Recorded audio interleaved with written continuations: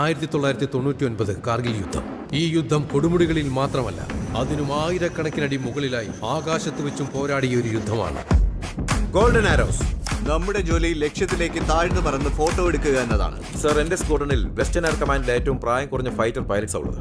അവർക്ക് അവരുടെ പുതിയ കോച്ചിനെ പരിചയപ്പെടാൻ സമയമായി. ജെറ്റിന്റെ ബോഡി കണ്ടിട്ട് അതിലെ എഞ്ചിന്റെ ശക്തി അളക്കാൻ നിൽക്കല്ലേ കുട്ടി. മോശം കാലാവസ്ഥയും ആന്റി എയർക്രാഫ്റ്റ് ഗണ്ണുകളും അങ്ങനെ ചുറ്റും അപകടം. 6 ജെറ്റുകൾ ക്ലോസ് ഫോർമേഷനിൽ.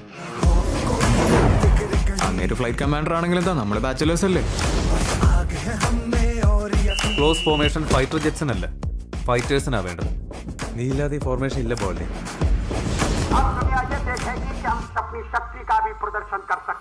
സമയമായി ഗോൾഡൻ ആരോസിനെ വിളിക്കാൻ.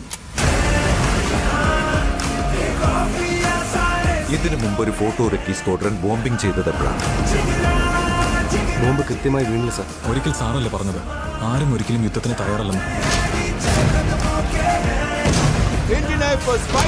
തടസ്സങ്ങളെ തകർത്ത് മുന്നേറും.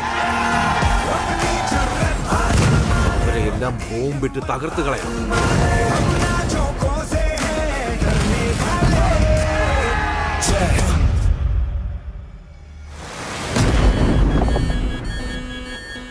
നമുക്ക് നോക്കാം ഇന്ത്യൻ വ്യോമസേന ഇനി എത്ര പൈലറ്റുമാരെ ഇതുപോലെ മരണത്തിലേക്ക് തള്ളിവിടുമെന്ന്.